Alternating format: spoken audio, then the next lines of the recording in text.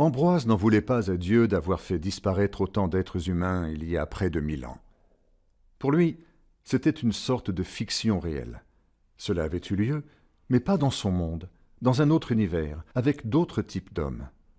Au fond, il n'avait que faire de cette civilisation passée, de ses joies, de ses valeurs, de sa culture, de son histoire, de ses auteurs, de ses philosophes, de ses héros ou de ses champions.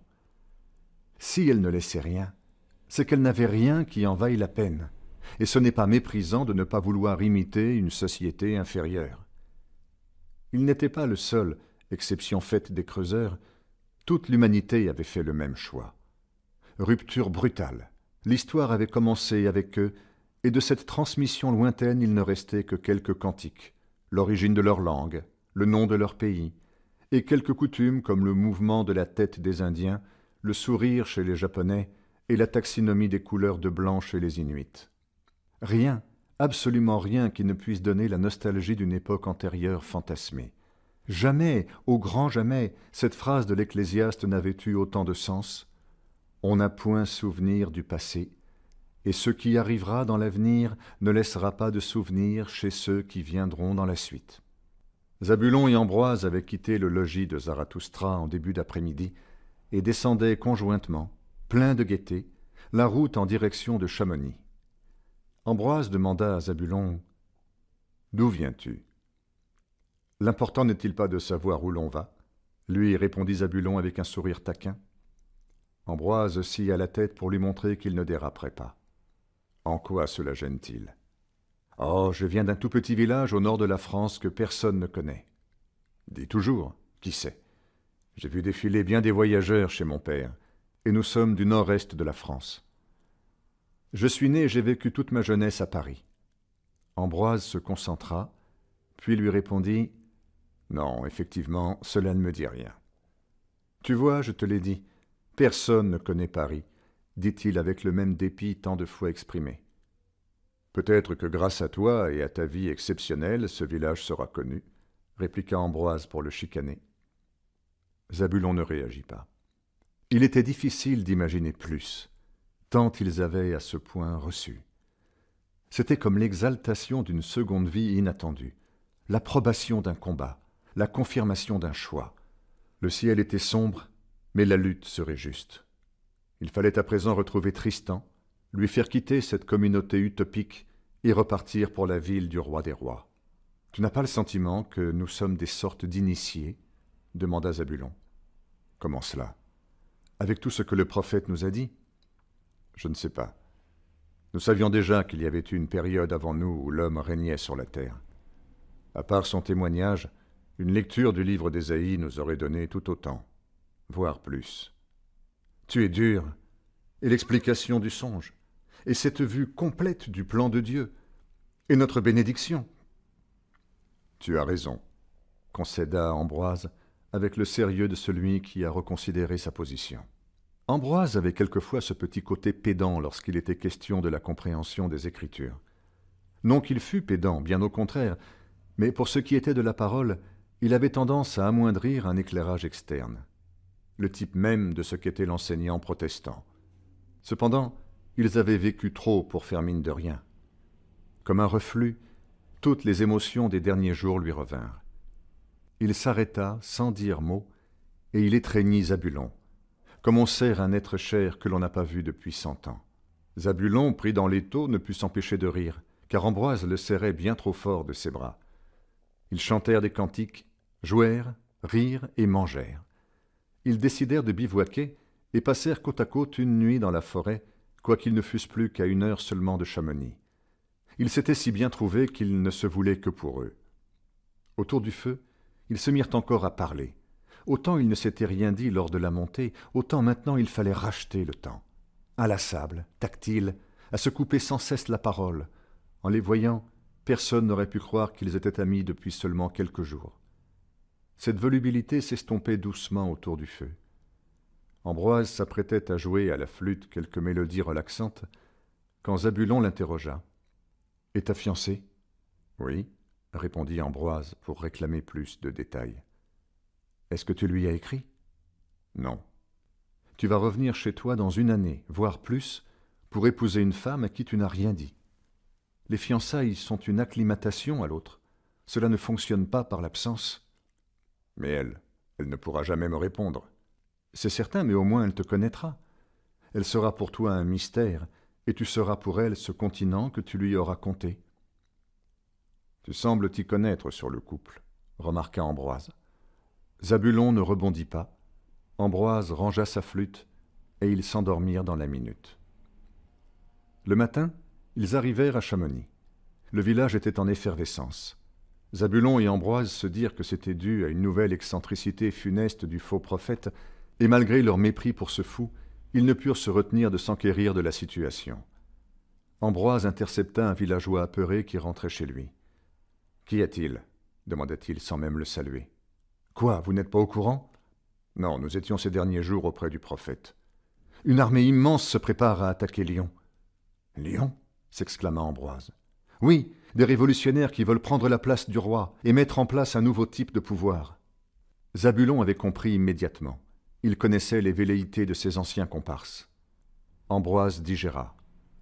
L'information était trop grave. Puis s'exclama « Tristan !» Il regarda Zabulon, saisit ses bras dans ses mains, les yeux grands ouverts, affolé. Le col de la Luère, tout ça, c'était pour faire la guerre. « Oui, » admit Zabulon, dépité, en hochant la tête. « Alors nous devons vite aller à Lyon. » Ils quittèrent précipitamment Chamonix, qui, comme toutes les villes de France où la nouvelle était parvenue, avait vu les langues se délier. Ceux qui secrètement partageaient l'avis des forces libératrices développaient leur thèse devant un public réceptif, mais non encore converti. Lyon était tombé le jour même, alors qu'en province il n'était encore fait mention que de bruits de guerre. Dans la capitale, l'annonce de la mort du roi démotiva les troupes loyalistes qui quittèrent précipitamment le nord de la ville. Étienne avait en main toute la cité. Pour marquer ce triomphe et le changement en cours, la tête du roi, tenue au-dessus d'une pique, fit le tour de la ville. Les cadavres des soldats royaux qui jonchaient les rues furent dépouillés, puis jetés sans respect dans le Rhône avec une effervescence malsaine. Samson et quelques autres eurent droit à une sépulture digne. Le reniement est la partie la plus décevante de la nature humaine. Cet instinct de survie issu de notre animalité a ceci d'abject, c'est qu'il s'enclenche avec une facilité hors norme lorsque la partie tourne mal. Les sujets du roi les plus soumis devenaient les plus fervents défenseurs du nouveau régime, expliquant à qui voulait l'entendre leur récente consécration. Ces nouveaux convertis aux ailes disproportionnées étaient les premiers à épier, juger et revendiquer les peines les plus lourdes. Étienne tint bien face à ces nouveaux fanatiques, évitant une justice expéditive. Tous les suspects ou prisonniers de guerre étaient mis dans des prisons de bois. Elles étaient identiques à celles que connaissaient Gauvin et Tristan. La priorité fut d'abord de circonscrire le feu qui n'avait cessé de progresser au sud de la ville. Un vent provenant de la Méditerranée ramenait cette fumée noire vers le reste de la ville, comme un balai fait voyager la poussière. Le soir venu, avec l'aide de l'armée et de nouveaux citoyens, il n'y avait plus une flamme. Le peuple se réjouit, et tous firent la fête dans la ville où, quoi que l'on veuille oublier, la cendre et le sang incrustés dans les rues auraient plutôt invité au deuil. Les administrateurs et les prêtres avaient quitté la ville, plus de gouvernement, pas de nouvelle constitution. Dieu était mort, ou du moins il n'était plus là. Il n'avait pas sauvé son monarque.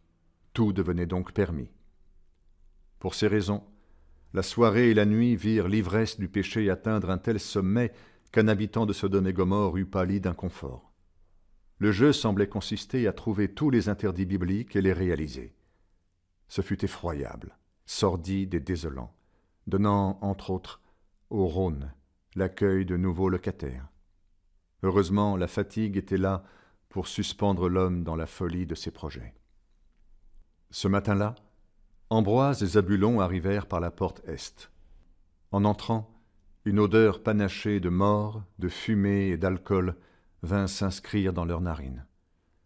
Ambroise cherchait à rentrer en contact avec une personne sobre, apte à tenir une conversation. Dans les rues, on ne distinguait que des individus couchés, endormis de leurs excès. Sinon, quelques hystériques cherchant à s'attraper, spectacle plaisant lorsqu'il s'agit d'enfants, mais affligeant lorsqu'il est question d'adultes à peine vêtus. Ambroise aperçut néanmoins un homme qui, depuis sa fenêtre, inquiet mais lucide, observait attentivement l'état de son voisinage. Ils frappèrent à sa porte. Pas de réponse. Ils frappèrent à nouveau, en signifiant qu'ils savaient que la maison n'était pas vide. Une voix se fit entendre. « Laissez-moi !» Ils avaient compris que l'habitant était terrorisé, et Ambroise tenta de le rassurer. « Nous sommes étrangers à cette ville, et nous avons besoin d'aide pour retrouver mon frère. Ouvrez-nous, je vous en prie. » Après un moment d'hésitation, l'homme ouvrit sa porte qu'il avait barricadée. À l'intérieur, ses 2 filles. Pas de femme. Ambroise ne voulut pas plus l'interroger sur cette configuration familiale. De plus, l'homme suait d'une peur froide.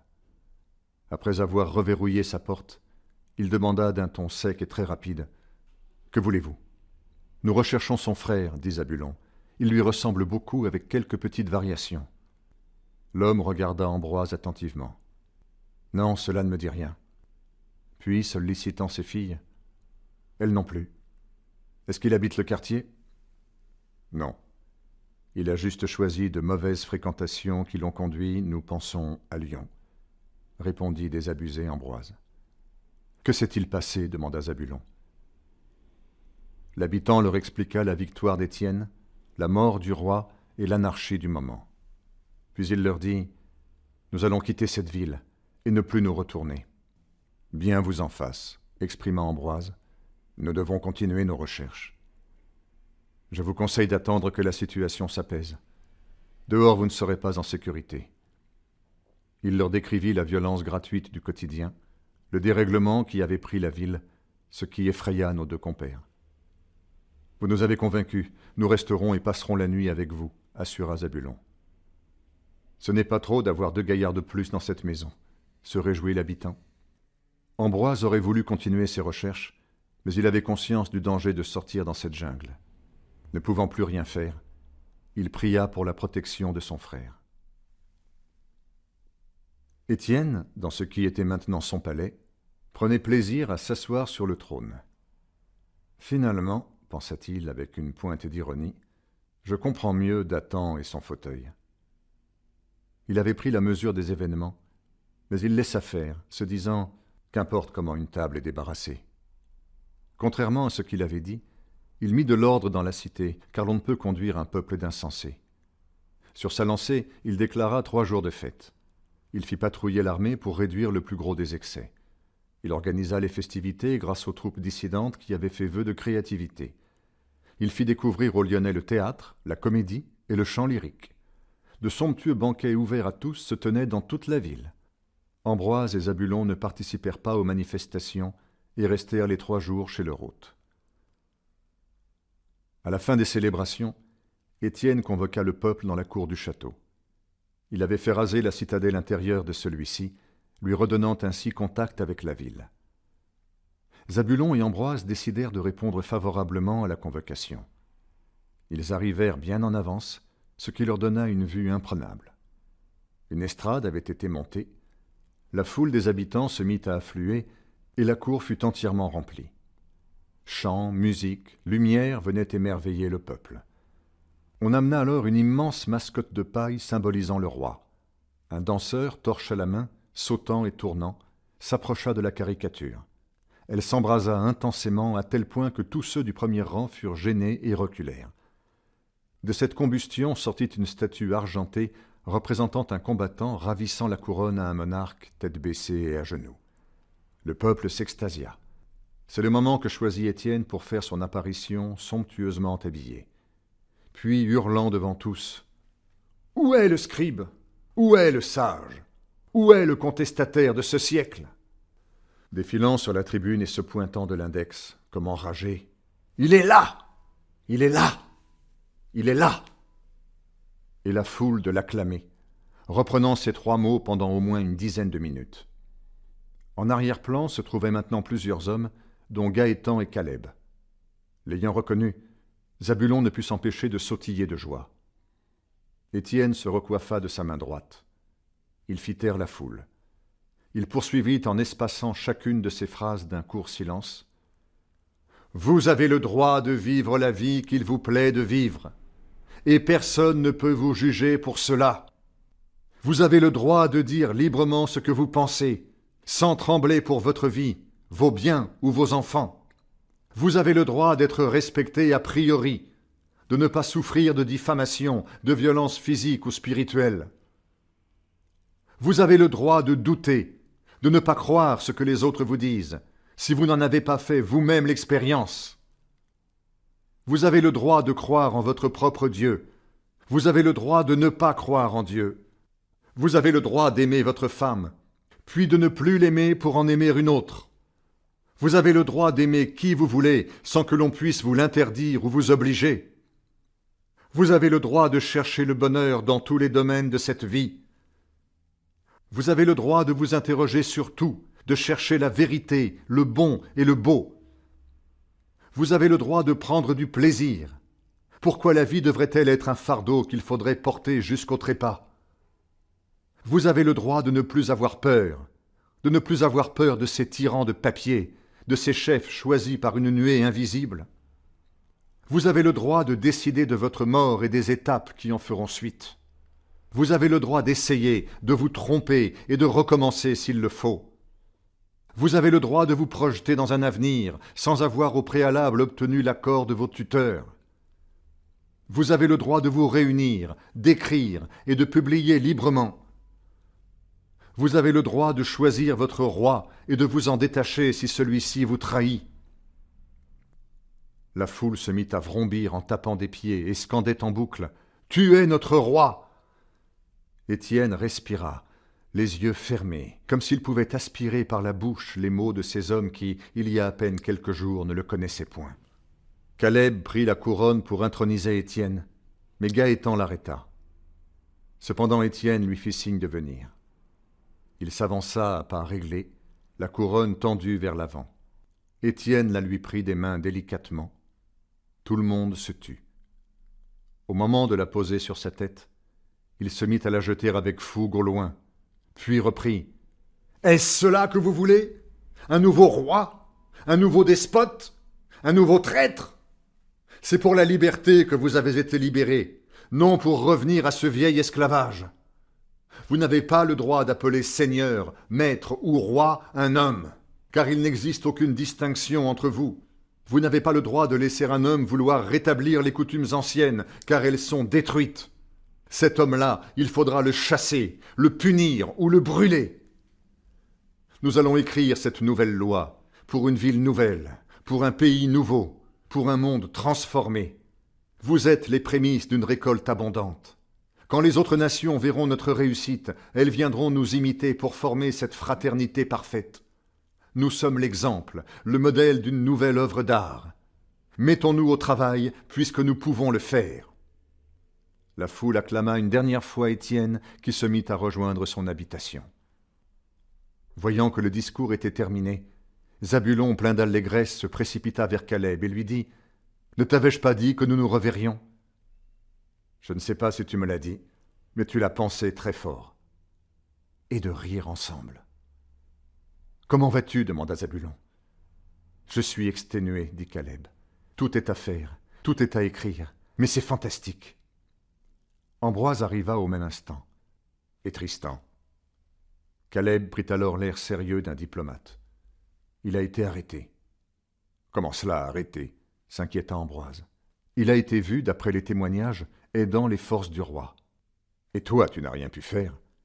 La ville était tombée entre nos mains le matin même. Tristan, en retrait, nous avait rejoints. Je l'avais laissé de côté dans une rue adjacente, et moi, j'étais en charge des affaires qu'Étienne m'avait confiées. Vous le connaissez? Toujours à flâner. Quelques instants après, j'entendais des cris.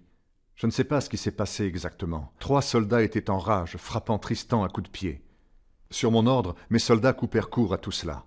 Ils en voulaient à mort à Tristan, l'accusant de traîtrise. « Ce n'est pas possible, c'est l'homme le plus doux de ce pays, » rétorqua Ambroise. « Je sais, mais l'ambiance était tendue, et des lynchages arbitraires avaient lieu pour des motifs bénins dans toute la ville. J'avais trop de choses à faire pour surveiller Tristan, et le mettre en prison sous mon impératif lui offrait la seule protection valable. »« Où est-il » s'enquit Ambroise. « Il est à l'extérieur, au sud de la ville. D'ailleurs, c'est mieux de ne pas être en ville en ce moment. »« Que risque-t-il » demanda Zabulon. « Je ne sais pas. Nous devons écrire une nouvelle législation, » fit Caleb, perplexe. « Vous l'avez senti, l'ambiance est actuellement déraisonnée. Il est préférable de le laisser dans sa cellule le temps que tout cela se calme. » Ne peux-tu pas plaider auprès d'Étienne demanda Zabulon. Étienne est incorruptible, il ne fera pas de favoritisme. Pire, cela pourrait nuire à Tristan, lui répondit Caleb avec fermeté. C'est bon, j'y vais, réagit Ambroise. Attends, dit Caleb, je te rédige un laissez-passer. Ambroise le prit et partit seul en direction du sud, laissant Zabulon qui voulait absolument revoir Étienne. Celui-ci était assis sur le trône, se faisant offrir quelques collations. Voyant Zabulon entrer, il se leva et déclama « Où étais-tu, Zabulon, lorsque nous nous concertions pour l'offensive?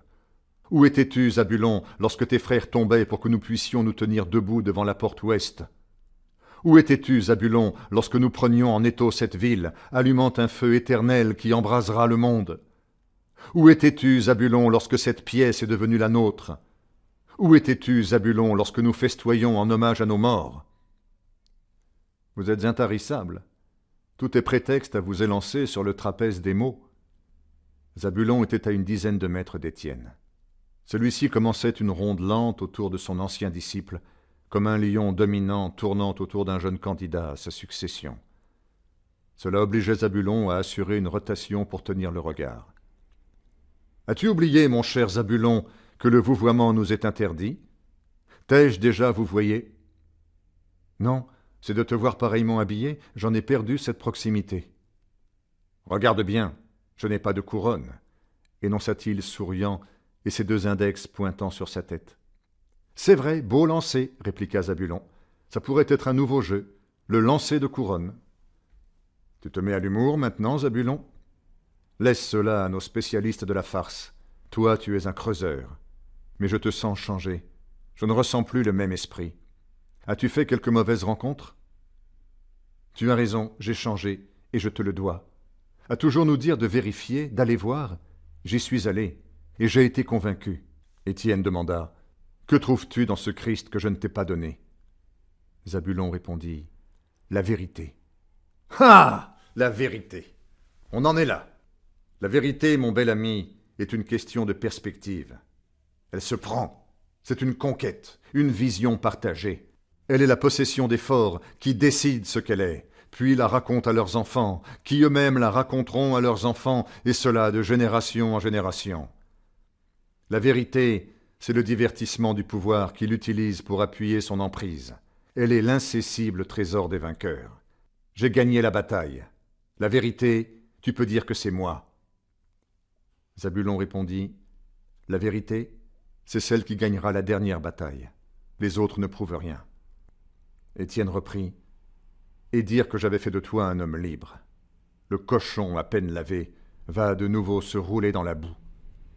Ô Zabulon insensé, qui t'a fasciné, toi, aux yeux de qui tout de moi était connu? Tu ne trouveras que malheur, privation et angoisse dans cette nouvelle vie. C'est la mort que tu choisis. » Zabulon répondit, « La mort? Tu l'as fait entrer dans cette ville par tes hommes. Tu as donné par l'épée dans cette capitale plus de morts que toute la terre n'en a connu ces 1000 dernières années. Et tu veux répandre cela sur toutes les nations par tes discours qui chatouillent l'oreille, accompagnés par une force ténébreuse qui est en train de se réveiller. » Zabulon sentait la puissance animale de son adversaire. Il arrivait tout juste à contenir une angoisse dont il ne comprenait pas la cause. En effet, affrontant son ancien maître, il conservait la peur de la punition et de l'irrespect, quoique précisément celui-ci ne fût plus son maître et que lui ne fût plus son disciple. Cependant, à cet instant, une vague de sérénité l'habita, et il reprit « En quoi est-ce mortifère de vivre une joie tenue, une paix dans toutes les situations, une patience qui bannit la colère, une bonté efficace pour mon prochain, une fidélité à mes engagements, de la douceur pour qui m'insulte, et dans cela la maîtrise parfaite de mon corps et de mes mots? Pour moi, c'est cela, vivre. Cela n'a peut-être pas le panache apparent de tes aventures, mais je sais que je vivrai pour ce qui est juste. » « Que sais-tu de ce qui est juste? Soumis aux autorités, vous laissez à d'autres le soin de se battre pour la justice, et une fois celle-ci obtenue, vous, chrétiens, vous vous y greffez comme des canetons apeurés. Vous voulez remporter la couronne, alors que vous ne vous êtes pas enduit d'huile, vous n'avez pas mis votre ceinture et n'avez pas lutté au corps à corps face à l'adversaire, exactement comme tu t'es comporté lors de la bataille de Lyon. » Étienne arrêta sa ronde, puis se mit à hauteur de Zabulon. Il poursuivit en lui parlant plus doucement. « Dans ton modèle étriqué, tu réfrènes toute passion, toute vie. Le corps doit exulter, et vous appelez cela l'inconduite ou la débauche. L'homme doit se faire à tous les contacts, et vous appelez cela de l'impureté. Il doit tester les forces de l'esprit, et vous dites que c'est de la magie et de l'idolâtrie. Il doit pouvoir penser autrement, et vous parlez d'hostilité, de discorde, de division et de parti pris. L'homme doit désirer pleinement, et vous dites alors qu'il jalouse. » Puis reprenant sa distance et l'intensité naturelle de sa voix, « Oui, Zabulon, tu dois me jalouser comme je jalouse celui qui a ma place à Jérusalem. »« Tu es donc un antéchrist, » fit Zabulon avec gravité. Étienne s'arrêta, puis regarda son interlocuteur avec un regard sévère. « Qui veut la place de qui ?» Le silence dominait tandis que se croisaient leurs regards, sans qu'aucun d'eux ne cède. L'antéchrist finit par reprendre.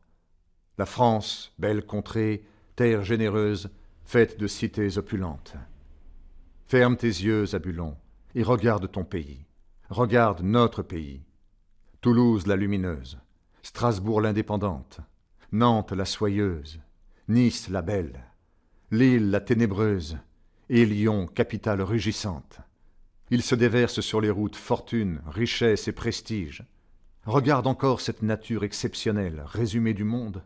Tu y trouves montagnes abruptes et collines verdoyantes aux rondeurs adoucies. Vois-tu ces mers et cet océan qui nous borde, le ciel alcyonien de la Méditerranée accompagné du doux balancier des pins lui faisant face. Regarde encore ces lacs pleins de poissons que la main de l'homme n'effraie pas, ces récoltes qui jamais ne s'arrêtent car le sol y est fertile. Ce climat tempéré, ce vent tiède qui vient caresser notre joue comme une mère celle de son enfant au coucher. Ne vois-tu pas ces forêts aux arbres centenaires, chênes, sapins et ormes épais? N'as-tu pas avec moi vécu de leur abri? Et puis ce soleil où s'enchantent les couleurs de l'aube au crépuscule, dans un ciel nacré aux 1000 nuages. Attends, écoute bien. Imagine que tu puisses faire de ton petit village, Paris, une cité novatrice, pleine de culture, d'art, de poètes, d'écrivains, d'ouvriers et de grands monuments, un lieu de passage et d'échange connu du monde entier. De toute façon, il nous manque une grande ville entre Londres et Lyon. Notre France, ta France. Tout cela, je te le donne, si tu reviens à moi et que tu me prêtes allégeance. » Ce fut un autre silence. Derrière Étienne, le trône, 2 soldats impassibles dans cette salle qui lui semblait démesurée. « Tu connais la réponse, » déclara Zabulon. « Elle te fut donnée lorsque tu le transportas sur la montagne. » Sa réponse était superbe pour qui ne voyait pas son cœur et le tourbillon d'idées qu'il avait traversé. Sous le motif d'une noble intention, son esprit avait construit des excuses pour rater la cible et céder à la proposition. Illusion que nous formons pour cacher la vanité de notre chair, pour nous donner une épaisseur quoique la motivation soit vile. Voici un extrait des pensées qui traversèrent Zabulon. Peut-être arriverai-je à convertir Étienne. Je pourrais de l'intérieur devenir un rempart à la tyrannie. Je serais de toute façon un bon gouverneur. Ou encore, Paris, ma ville natale, n'ai-je pas un devoir envers elle? Zabulon n'était pas Christ. Grâce lui fut faite, car dans cette lutte intérieure, l'esprit avait dominé la chair. Alors que Zabulon allait passer le pas de la porte, Étienne explosa de colère. Il courut vers un des gardes pour en prendre la lance et l'envoya en direction de la tête de Zabulon. Celui-ci l'esquiva de justesse. Ils se regardèrent une dernière fois. C'en était fini de Zabulon et Étienne. À la sortie de la porte sud s'étaient amassées ces cellules provisoires entièrement faites de bois. Leur agencement tenait à un désordre issu de la multiplication des diverses plaintes et dénonciations. Malgré leur petite taille, au-delà de 3 occupants, il était impossible d'être tous couchés, et le faible niveau de finition, personne n'avait forcé leur ouverture. En effet, l'obéissance et la soumission restaient imposantes dans l'éducation du peuple.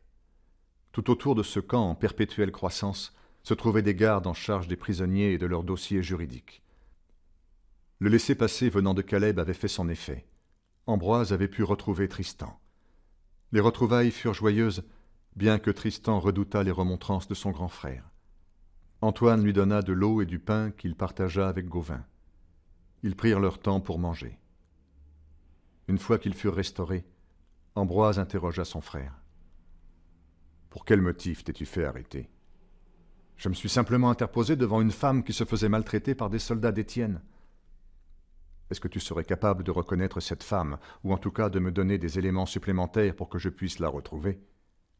Elle avait un physique quelconque, une jeune mère de famille, j'imagine. Une robe, les yeux marrons, voilà. Il faut que tu sois plus précis, car nous aurons besoin pour ton procès de ce témoignage. »« Que veux-tu que je te dise ?» protesta Tristan. « Elle s'est enfuie au moment où les 3 hommes se sont concentrés sur moi. »« À mon avis, vous ne devriez pas parier sur un procès, » dit Gauvin, resté en retrait. « Et pourquoi ?» demanda Ambroise circonspect. « Parce que nous ne connaissons ni les lois, ni les juges, et que les hommes de cette ville ont été trop habitués au sang. »« C'est tout à fait vrai, » dit Zabulon qui venait juste d'arriver. « Mais alors, vous voulez faire quoi ?» interrogea Ambroise. « Que nous les fassions s'évader ?»« Oui, » assura Zabulon austère. « C'est mal de ne pas obéir aux autorités, » protesta Ambroise. « Que crois-tu qu'il va se passer pour ces 2 gars dans cette cellule ?» reprit Zabulon. Un tribunal du peuple, fait d'hommes inexpérimentés, sous l'influence de la foule et de leur inquiétude du nouveau gouvernement, ne va rien écouter du témoignage et des preuves. Sur la seule suspicion de trahison à la cause, ils seront condamnés à mort. Ce système est inique. Le fuir, et je le dis même pour nous, est notre seule option. Et si notre combat est juste, insista Ambroise. Oublie tout cela, Ambroise. Cette autorité ne vient pas de Dieu, reprit Zabulon. Les gouvernants ne sont pas à craindre quand on fait le bien. Arrête de réciter scolairement, on parle de ton frère, s'agaça Zabulon. Si je peux me permettre, ajouta Gauvin, je suis conseiller du roi. Dans notre droit, suite à sa mort, il y a vacance du pouvoir. Le temps que le nouveau roi soit choisi, les conseillers s'occupent des affaires courantes, et je suis moi-même le dernier conseiller. Nous sommes en prison non sous la volonté d'une autorité, mais sur le fait d'hommes forts qui nous ont amenés là où nous ne voulions pas. Alors je vous le dis, faites-nous sortir d'ici. Il n'y a pas d'autre choix. » Ambroise ne sut pas quoi répondre et accepta la solution, bien qu'il demeurât dans l'embarras. Il fallait préparer le sauvetage et la fuite. Ils attendraient la nuit pour intervenir. Zabulon, grâce à son réseau, récupéra 4 couteaux. Ambroise, avec une partie de l'argent donné pour son périple, acheta des vivres et 2 chevaux. Ils se placèrent sur les bords du Rhône à quelques centaines de mètres du camp, feignant de camper. La nuit bien avancée, ils s'approchèrent de la prison, dos courbé et sur la pointe des pieds. La présence de torches près des gardes donnait une lumière diffuse suffisante pour se déplacer. Ils arrivèrent devant la cellule. Tout se fit par signes et chuchotements. Tristan et Gauvin reçurent chacun un couteau. Ils devaient scier le haut des barres en bois, tandis que Zabulon et Ambroise se chargeaient du bas. 3 barres devaient suffire à les faire sortir. Malheureusement, le silence était parfait. Aucun vent sur les arbres, pas un bruit en provenance de Lyon. Le Rhône semblait avoir disparu, et le frottement des lames au mouvement périodique produisait un grincement qui contaminait l'air. La première barre tomba, puis rapidement la seconde. Tristan et Ambroise amorcèrent la découpe de la 3e. Soudain un garde apparut. Ils furent tous tétanisés. Ambroise et Zabulon accroupis, Tristan et Gauvin debout. Tandis que le garde s'apprêtait à les vilipender, il reçut un violent coup de poing dans la mâchoire qui le mit aussitôt à terre. C'était Caleb. « Allez, finissez vite votre besogne !» chuchota-t-il. Zabulon ne put s'empêcher de le prendre dans ses bras. « Viens avec nous !» lui dit-il. « Non, j'ai déjà fait mon choix. Je vais discuter à haute voix avec les gardes, cela devrait masquer le bruit de votre fuite. » Zabulon prit la main de Caleb. « Alors on va se quitter comme ça ?» Caleb retira la main qui tenait son poignet. La guerre ne donne que des adieux comme ça. La 3e barre céda. « Attends, » interrompit Ambroise. Il sortit de son manteau une lettre qu'il avait écrite chez l'habitant lyonnais aux 2 filles.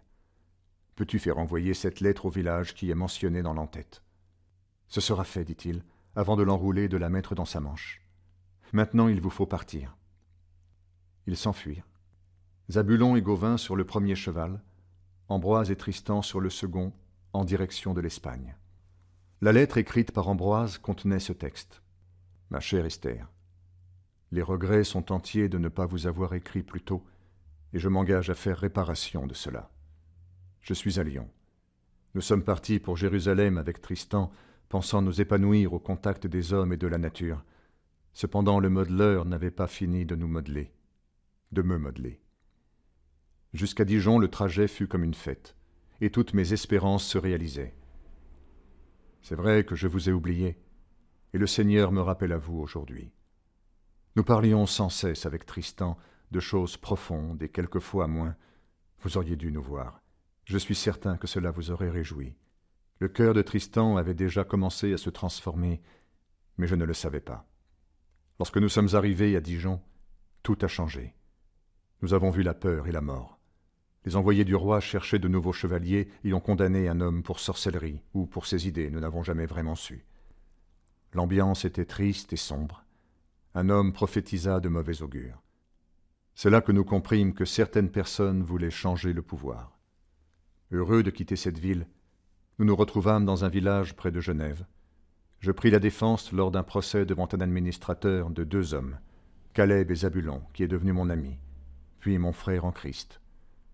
Je vous aurais donné certainement beaucoup de fierté ce jour-là. Nous partîmes en Savoie pour découvrir avec eux un de ces camps dissidents, car oui, ils faisaient partie de ce mouvement. Lorsqu'ils durent le dissoudre, Tristan, séduit, préféra rester avec eux. De mon côté, je voulais absolument rencontrer le prophète de la montagne.